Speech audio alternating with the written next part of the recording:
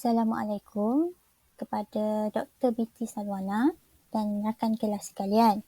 Okey, kami daripada kumpulan 10 set 15 hari ini akan membentangkan mengenai laporan proposal kajian tindakan yang bertajuk keberkesanan kaedah puzzle shirt dalam meningkatkan penguasaan 10 orang pelajar tingkatan 2 harmoni mengenai sistem pencernaan manusia. Okey, pertama sekali saya akan memperkenalkan ahli kumpulan saya yang terdiri daripada Nur Amni Syahira binti Ahmad Sabri, Nur Aminah binti Baharudin, Nur Asna Mahira binti Zahid, Nur Azarida binti Muhammad Azmi, Siti Nuratiah binti Muhammad iaitu saya sendiri. Okey, seterusnya kita akan pergi kepada isi kandungan pembentangan kita pada hari ini iaitu 1.0 refleksi pengajaran dan pembelajaran yang lalu, 2.0 fokus kajian, 3.0 objektif kajian, 4.0 sasaran ataupun subjek kajian, 5.0 tinjauan awal, 6.0 intervensi yang dicadangkan, 7.0 cadangan penilaian, 8.0 jadual pelaksanaan kajian, 9.0 anggaran perbelanjaan dan akhir sekali 10.0 iaitu kesimpulan. Okey, seterusnya saya akan membentangkan mengenai refleksi pengajaran dan pembelajaran yang lalu. Okey, kumpulan kami telah melaksanakan satu kaji selidik dan temu bual terhadap 5 orang guru sains yang mengajar di kelas tingkatan 2 Sekolah Menengah Kebangsaan Bangsa. Melalui soal selidik tersebut, guru menyatakan bahawa kebanyakan murid di kelas mereka menghadapi masalah untuk memahami topik nutrisi di bawah subtopik sistem pencernaan manusia. Okey, guru juga turut menyatakan bahawa murid tidak berupaya untuk menjelaskan dengan betul kedudukan organ dalam proses pencernaan serta fungsi enzim yang terlibat. Okey, seterusnya berdasarkan hasil temu bual juga, kami mendapati murid tidak dapat memahami konsep pencernaan disebabkan tidak dapat memvisualisasikan proses yang berlaku. Okey, hal ini kerana subtopik ini memerlukan kemahiran imajinasi yang tinggi dari murid untuk menggambarkan organ dalaman dan enzim serta turutan proses pencernaan itu sendiri. Selain itu, guru juga menghadapi masalah untuk menjelaskan topik ini dengan lebih ringkas dan mudah untuk difahami ekoran konten yang banyak dan saling berkait antara satu sama lain. Secara tidak langsung, hal ini mendorong murid untuk mudah hilang fokus semasa sesi pembelajaran dan pengajaran berlangsung. Selain itu, guru juga turut menyatakan bahawa mereka telah berusaha untuk mempelbagaikan kaedah mengajar, tetapi masih terdapat segelintir murid yang belum dapat menguasai subtopik ini. Seterusnya, saya akan pas kepada kawan saya untuk membentangkan mengenai fokus kajian. Untuk fokus kajian, topik sistem pencernaan manusia dalam mata pelajaran Sains Bab 3 Nutrisi dianggap antara topik yang sukar bagi pelajar. Hal ini kerana gambar rajah di dalam buku teks membuatkan pelajar mempunyai persepsi topik ini adalah sukar. Pelajar mudah hilang fokus, tidak menumpukan perhatian dan kurang berminat kerana tidak dapat memahami konsep asas topik ini. Sikap pelajar juga memainkan peranan dalam usaha untuk memahami topik ini. Pelajar tidak melakukan latih tubuh yang diberikan untuk meningkatkan kefahaman mereka terhadap topik ini. Oleh itu, fokus kajian ini adalah untuk membantu pelajar untuk mengingati organ yang terlibat dalam sistem pencernaan manusia, jenis-jenis enzim yang terkandung dalam setiap organ serta fungsi dan proses yang terlibat dalam salur pencernaan menggunakan bahan visual. Jadi, kaedah puzzle shirt ini dicipta supaya pelajar dapat meningkatkan kemahiran dalam menamakan organ pencernaan melalui penggunaan visual, dapat meningkatkan penguasaan terhadap kedudukan organ dan proses pencernaan serta meningkatkan pemahaman dan ingatan terhadap fungsi setiap organ pencernaan dan enzim yang terlibat. Puzzle sheet ini merupakan satu kaedah pengajaran dan pembelajaran menggunakan teknik visual di mana pelajar akan menyusun jenis-jenis organ mengikut susunan yang betul. Pelajar juga perlu membayangkan kedudukan organ tersebut di dalam badan masing-masing dan melekatkannya pada plastik yang digunting supaya berbentuk pacu. Pembentangan di dalam kelas akan dijalankan di mana pelajar perlu menerangkan jenis enzim yang terkandung di dalam organ tersebut beserta fungsinya dan proses yang terlibat di dalam salur pencernaan. Okey, seterusnya adalah 3.0 objektif kajian. Okey, untuk objektif kajian ni kita ada dua, iaitu objektif umum dan objektif khusus. Okey, pertama sekali adalah objektif umum. Okey, secara umumnya kajian ni adalah untuk membantu 10 orang pelajar tingkatan 2 harmoni. Okey, yang mana mereka mendapat markah terendah lah dalam ujian pra, dan ia adalah untuk mempertingkatkan pemahaman mereka terhadap sistem pencernaan manusia melalui kaedah puzzle sheet. Okey, bila mana mereka memahami sistem pencernaan makanan ni, jadi mereka dapat meningkatkan keyakinan untuk menjawab semua soalan peperiksaan yang berkaitan dengan subtopik ini. Okey. Melalui kajian ini juga dapat meningkatkan kemahiran kami sebagai pengkaji untuk berfikir secara kritis dan kreatif dalam menyelesaikan permasalahan ini. Okay, seterusnya adalah objektif khusus. Okay, untuk objektif khusus, kita khususkan kepada hanya 10 orang murid tingkatan 2 harmoni sahaja. Okay, jadi kita ada 4 objektif khusus.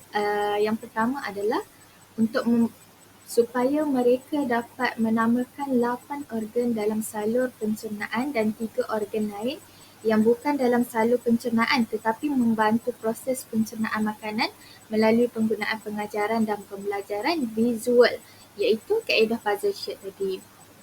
Yang kedua adalah supaya mereka dapat menyusun kedudukan setiap organ dalam proses pencernaan dan penyerapan menggunakan kaedah puzzle sheet dan membentuk suatu struktur sistem pencernaan manusia dengan betul lah.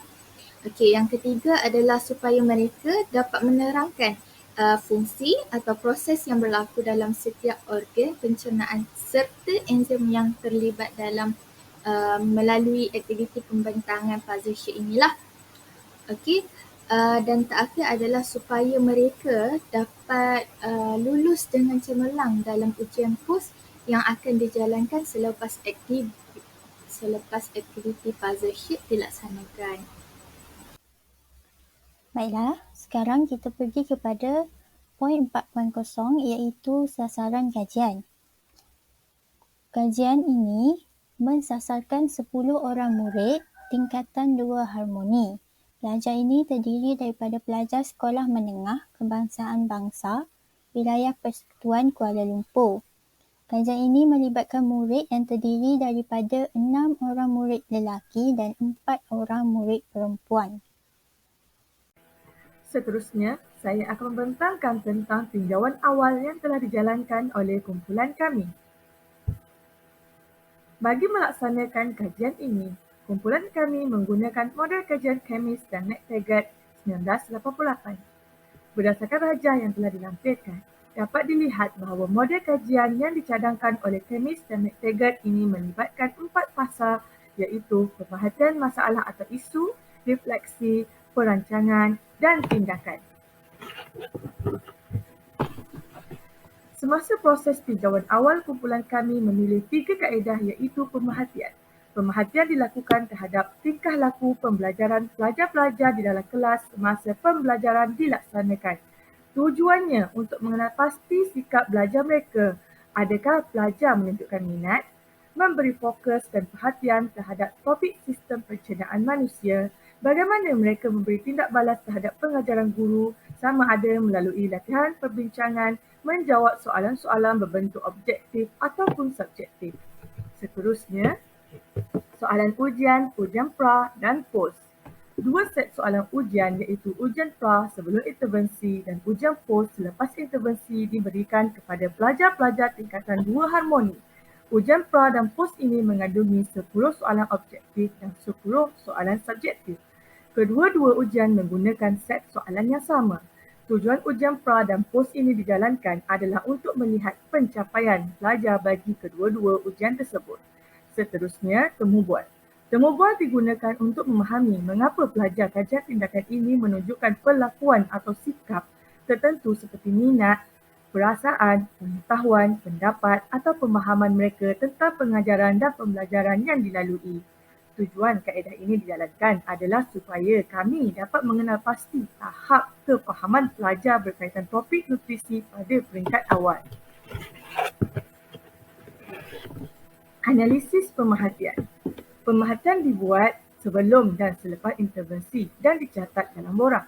Permakahan terhadap pemerhatian adalah mengikut rubrik yang ditetapkan seperti di bawah. Perkara yang diperhatikan ialah tahap pencapaian pelajar, tindak balas pelajar terhadap soalan, penglibatan pelajar dan komunikasi pelajar. Berdasarkan analisis pemerhatian data yang diperolehi sebelum kaedah intervensi dijalankan, pemahaman pelajar berada pada tahap tidak memuaskan. Dari aspek tindak balas terhadap soalan juga didapati semua pelajar kajian tindakan ini tiada tindak balas kepada soalan yang diajukan. Begitu juga dari aspek penglibatan pelajar semasa sesi pembelajaran sebelum intervensi dijalankan didapati pelajar begitu pasif dan tidak berani. Aspek akhir ialah komunikasi pelajar. Sebelum intervensi dilaksanakan, tiada komunikasi antara pelajar dan pelajar takut untuk bertanya. Seterusnya, analisis soalan ujian pra. Hasil analisis kajian didapati pengetahuan pelajar dalam penguasaan konsep berkaitan sistem pencernaan manusia adalah sangat lemah.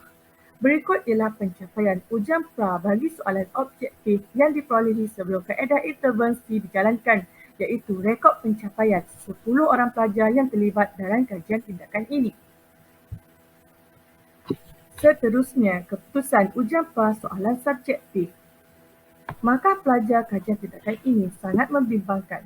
Hal ini menunjukkan pelajar kajian tindakan tidak memahami dan menguasai topik sistem pencernaan manusia. Analisis temu bual. Hasil analisis didapati pelajar yang terlibat dalam kajian tindakan ini kurang berminat dengan sesi pengajaran dan pembelajaran yang berpusatkan pada guru, iaitu komunikasi satu hala sahaja. Hal ini menyebabkan mereka bergantung sepenuhnya dengan jawapan yang diberikan oleh guru. Antara soalan yang ditanya kepada pelajar, adakah kamu berminat dengan tajuk yang diajar?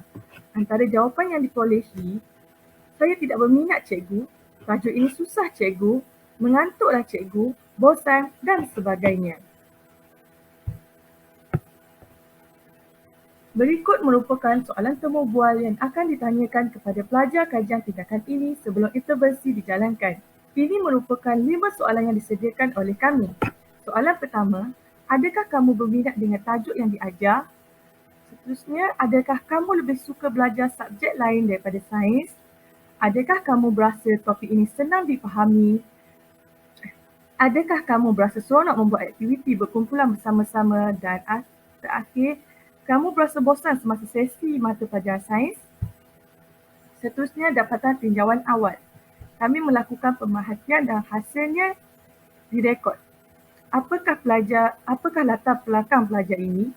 Apakah tahap pengetahuan asas yang perlu diketahui oleh pelajar sebelum menjawab soalan sistem pencernaan manusia? Mengapa pelajar kurang mahir dalam menyenaraikan dan menyatakan setiap nama organ mengikut urutan yang betul dalam sistem pencernaan? Mengapa kaedah yang digunakan dalam kelas sebelum ini tidak berjaya membuat mereka faham?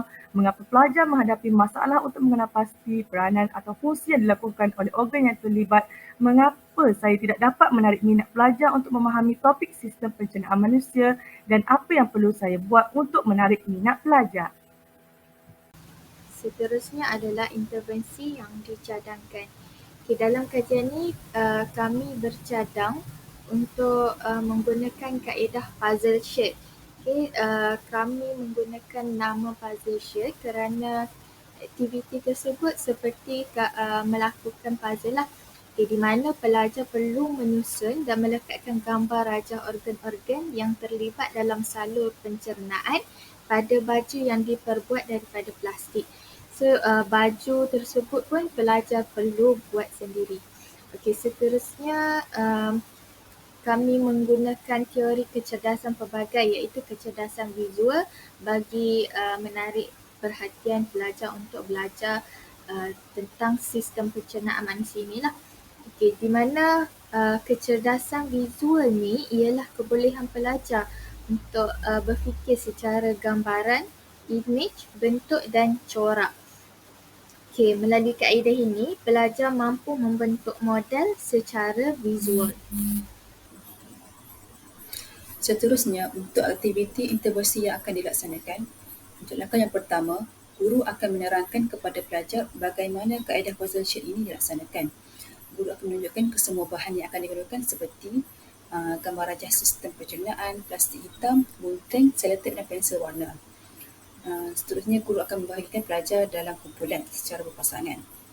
Dengan ini, pelajar mampu bekerja bersama, berbincang dan bertukar idea dalam menjalankan aktiviti ini. Penglibatan pelajar yang sepenuhnya berkongsi idea serta mengajar antara satu dan sama lain dapat membantu pelajar meningkatkan kefahaman dengan lebih lanjut. Seterusnya, untuk langkah yang kedua, pelajar dikehendaki mewarna gambar rajah sistem pencernaan untuk menjadikan gambar rajah tersebut lebih menarik dan memudahkan pelajar mengingat kedudukan organ pencernaan tersebut. Langkah yang ketiga, pelajar diminta untuk membentuk baju daripada plastik hitam dengan menggunting menjadi bulatan untuk memuatkan kepala pada bahagian hujung plastik dan memuatkan lengan pada bahagian tepi plastik. Seterusnya, untuk langkah yang keempat, pelajar perlu menggunting gambar rajah sistem pencernaan untuk menghasilkan keratan gambar rajah organ pencernaan. Pelajar diarahkan oleh guru untuk menampal gambar rajah organ pencernaan tersebut mengikut kedudukan yang betul dalam sistem pencernaan. Pelajar akan diminta berbincang tentang susunan kedudukan organ pencernaan, jenis enzim yang tergandung di dalam organ tersebut beserta fungsi dan proses yang terlibat di dalam salur pencernaan. Akhir sekali, untuk langkah yang kelima, pembentangan akan dilakukan di mana guru akan meminta wakil kumpulan untuk memakai puzzle sheet tersebut dan ahli kumpulan akan menerangkan kedudukan organ pencernaan, enzim yang terlibat beserta fungsi dan proses yang terlibat di dalam salur pencernaan tersebut. Dan akhir sekali, guru akan mengadakan soalan ujian pos kepada pelajar untuk dijawab. Assalamualaikum, saya Nur Azrita binti Muhammad Alimi, P128-335.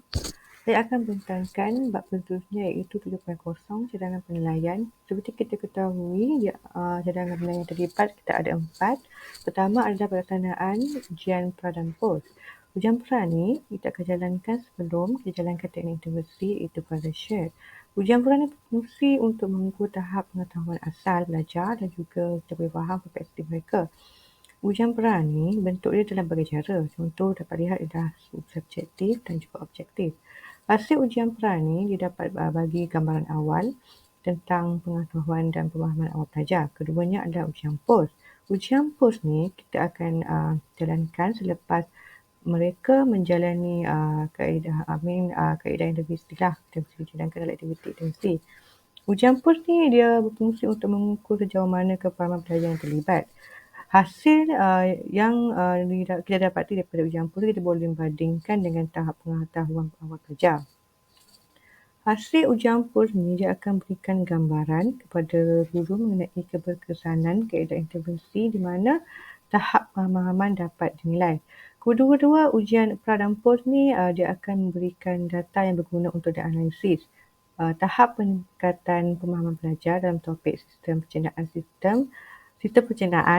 dapat dinilai dan ujian pra dan pos ni boleh membantu membaiki dan menambah baik pendekatan penilaian dan pelajaran melalui teknik puzzle sheet tadilah. Menjangkakan perubahan dan peningkatan positif terhadap penguasaan pelajar melalui kaedah intervensi. Keduanya adalah pemerhatian terhadap tingkah laku pelajar melalui pengamatan dan catatan terperinci mengenai tindakan dan tingkah laku mereka.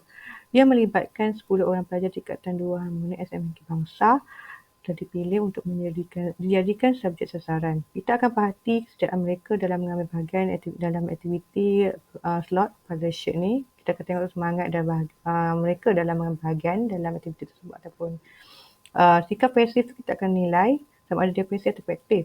Satu lagi, kita akan nilai kerjasama antara pelajar dalam kumpulan, kemudian cara komunikasi antara pelajar dalam menyelesaikan soalan dan tugasan. Selain itu, kita nilai kembangan idea dan sikap mereka aktif dalam menyertai cabaran evaluation. Untuk pengurusan masa, kita perlu tengok kecakapan mereka dalam mengurus, mengatur dalam menyelesaikan tugasan. Catatan pemerhatian mengenai kelakuan pelajar sepanjang aktiviti daripada sheet ni kita akan jadikan sebagai pengumpulan data. Ketiga adalah temubual terhadap pelajar secara individu atau berkelompok. Penilaian ni kita akan nilai lah terhadap kemampuan pelajar mengenai topik sistem pencernaan manusia. Di setiap kumpulan tu dia ada 5 kumpulan.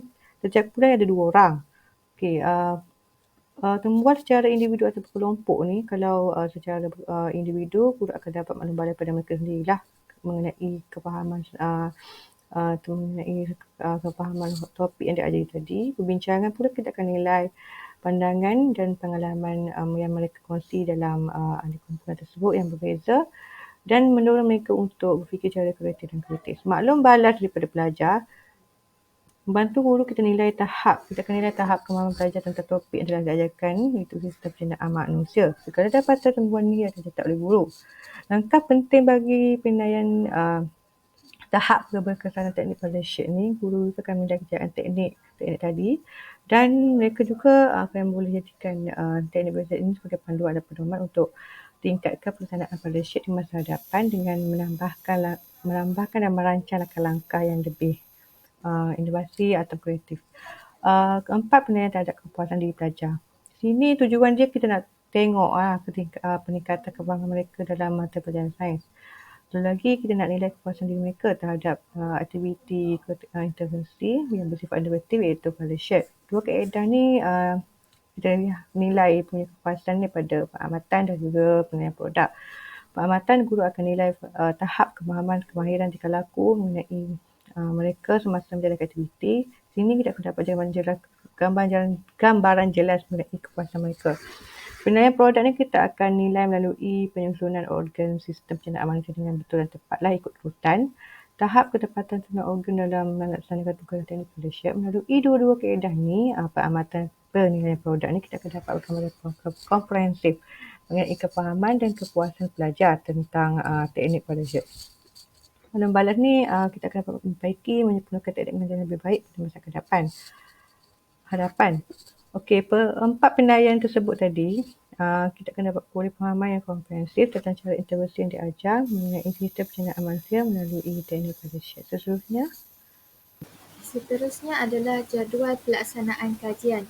Di mana kami ada masa lebih kurang 3 bulan lah. Di mana bulan September pertama sekali kami merangka dahulu jadual pelaksanaan kajian. Seterusnya kami berbincang untuk memilih tajuk proposal dan pembahagian tugas. Seterusnya mendapatkan maklumat refleksi pengajaran daripada guru. Lepas tu kita akan menulis refleksi pengajaran dan pembelajaran. Dan kemudian barulah kita mengenal pasti masalah atau fokus kajian. Kita menganalisis masalah dan menentukan objektif kajian dan menentukan kumpulan sasaran. Kemudian merancang kaedah pengumpulan data dan akhir sekali membuat soalan ujian dan soalan temubual untuk bulan September.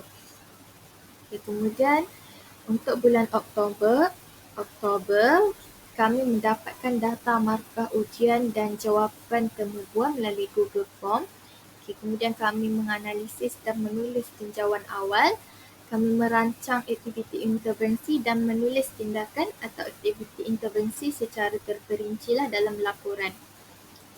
Untuk bulan November pula, kami merancang kaedah penilaian, membuat soalan ujian dan soalan temu bual untuk cadangan penilaian dan menganggarkan kos kajian. Akhir sekali kami membuat kesimpulan. Kemudian untuk pembentangan, kami menyediakan persembahan slide dan kami merekod video pembentangan proposal kajian tindakan.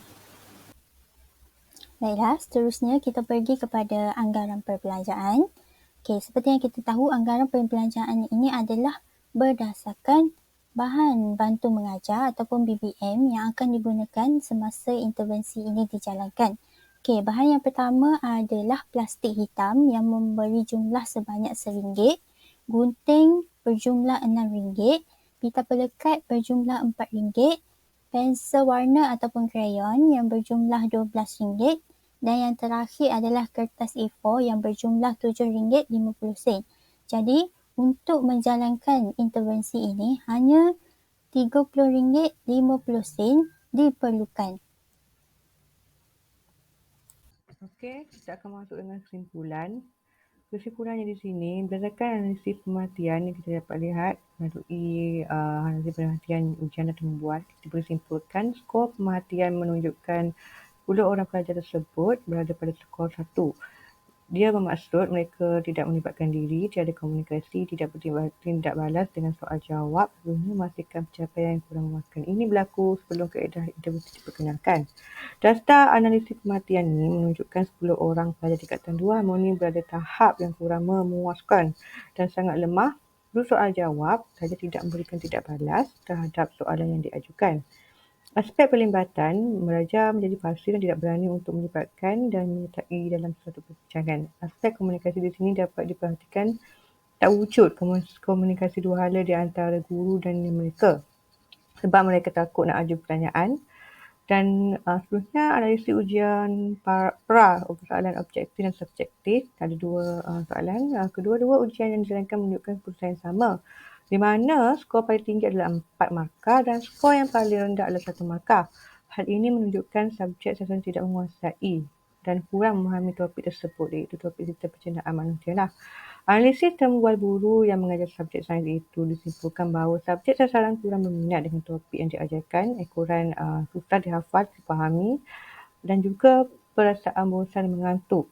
Oleh itu, kaedah intervensi Malaysia yang kami cadangkan yang diperkenalkan bagi membantu dan mengukuhkan kefahaman mereka mengenai topik ini sekaligus kita harap dapat menjadikan suasana pembelajaran lebih kreatif, inovatif dan menarik.